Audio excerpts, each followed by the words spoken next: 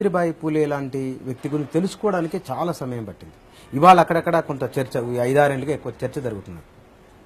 ఇంత ఈ స్థాయిలో ఉన్న ఆమె, అంటే ఆమె చేసిన కార్యక్రమాలు మొత్తం చూస్తే అర్థమవుతున్న దాన్ని బట్టి ఎందుకోసమని ఇంత ఆలస్యమైంది ఆమె పైకి రావడానికి? ఎందుకోసమని, ఏ కారణాల రీత్యా ప్రపంచానికి చాలా ఆలస్యంగా పరిచయం అయింది?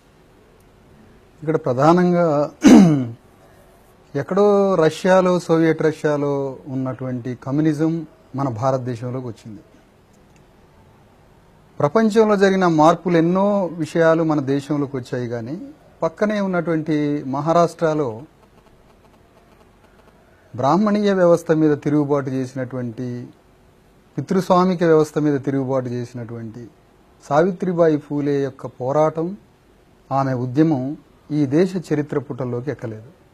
దానికి కారణం ఏమిటి అంటే, జ్ఞానం ప్రజాస్వామ్యం కావాలని పోరాటం చేసినటువంటి మొట్టమొదటి వ్యక్తి గౌతమ బుద్ధుడు. జ్ఞానం ప్రజాస్వామ్యం కావడం ఇష్టం లేని వ్యక్తులు ఈ దేశాన్ని పాలిస్తున్నప్పుడు, జ్ఞానం ప్రజాస్వామ్యం కావద్దనుకునే వాళ్ళు, జ్ఞానం ప్రజాస్వామ్యం కావాలనుకునే వాళ్ళకి మధ్య జరిగినటువంటి పోరాటం వల్లనే ఆమెకి రావలసినటువంటి పేరు, ఆమె చేసినటువంటి ఉద్యమం చరిత్రలో నిలబడలేక, చరిత్రలో రాయలేకపోయింది ఈ సమాజం. అందుకని సావిత్రిబాయి ఫూలే యొక్క పోరాటం కనీసం పాఠ్యపుస్తకాల్లో కానీ, ఈ దేశంలో ఉన్నటువంటి యూనివర్సిటీస్లో కానీ, లేదా చరిత్రలో కానీ ఆమె ఉద్యమాన్ని లిఖించలేకపోయింది ఈ దేశం. అది ఈ దేశ పాలకుల యొక్క వైఫల్యం. కానీ ఒకసారి మనం ఉత్తరప్రదేశ్లో చూస్తే, అక్కడ ఉత్తరప్రదేశ్లో అధికారంలోకి వచ్చినటువంటి మాయావతి సావిత్రిబాయి ఫూలే యొక్క మొత్తం సమస్త పోరాటాన్ని, ఉద్యమాన్ని ఆమె బయటికి తేగలిగింది.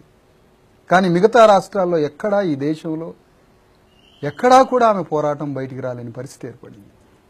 అంటే మహారాష్ట్రలో వచ్చిన ఉద్యమాన్ని ఉత్తరప్రదేశ్లో బయటకు వచ్చింది. కానీ బయట ఎక్కడ, ఏ రాష్ట్రంలో, ఈవెన్ మన రాష్ట్రంలో రాలే. అసలు ప్రధానమైన విషయం ఏంటంటే, సావిత్రిబాయి ఫూలే పూర్వీకులది నిజామాబాద్ జిల్లా బోధన్ నుంచి వలస కారణంగా, అక్కడ కొన్ని పరిస్థితుల రీత్యా బోధన్ నుంచి పోయినటువంటి చరిత్ర జ్యోతిరావు ఫూలే. సావిత్రిబాయి పూలే తెలంగాణ బిడ్డ. అదే నిజామాబాద్ జిల్లా నుంచి ఈ దేశ బ్రాహ్మణీయ వ్యవస్థ, హిందూ ధర్మాన్ని రక్షించాలని పోయినటువంటి హెగ్డే వారికి మాత్రం ప్రపంచ స్థాయిలో గుర్తింపు వచ్చింది. అంటే నిజామాబాద్ జిల్లా నుంచి ఒక హెగ్డే వారు హిందూ ధర్మాన్ని రక్షించడానికి బయలుదేరాడు. అదే నిజామాబాద్ జిల్లా నుంచి సావిత్రిబాయి ఫూలే కూడా బయలుదేరింది.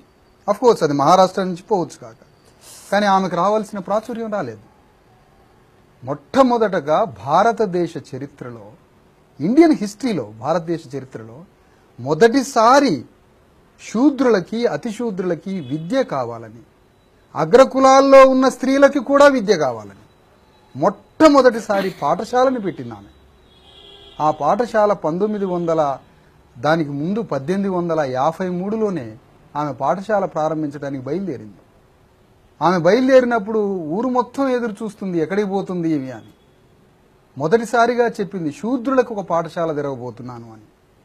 ఆ పాఠశాల ప్రారంభ సమయంలోనే ఆ ఊర్లో ఉన్న వాళ్ళంతా ఆమె శరీరం మీద, ఆమె బట్టల మీద పేడ నీళ్లు, బురద నీళ్లు, మట్టి నీళ్లు పారబోశారు మీద. అప్పుడు ఆవిడ పోయి జ్యోతిరావు ఫూలేని అడిగింది, మరి మీరు చెప్పినట్టుగా నేను ఈ సమాజంలో శూద్రులకి, అతిశూద్రులకి, బ్రాహ్మణుల్లో ఉన్న స్త్రీలకు కూడా నేను విద్య నేర్పడానికి పోయాను. కానీ పాఠశాల ప్రారంభానికి ముందే నా బట్టల మీద పేడ నీళ్లు పోశారు. మరి నేను ఎట్లా ఈ సమాజాన్ని ఎదుర్కోవాలి, ఏ విధంగా అంటే, దానికి మార్గం ఒకటే, నువ్వు మరో చీరని బ్యాగులో పెట్టుకొని పో. ఆ చీర మీద మన్ను పోసినా, మట్టి పోసినా, పేడ నీళ్లు పోసినా దాన్ని తీసేసి మరో చీర మార్చుకోవటమే.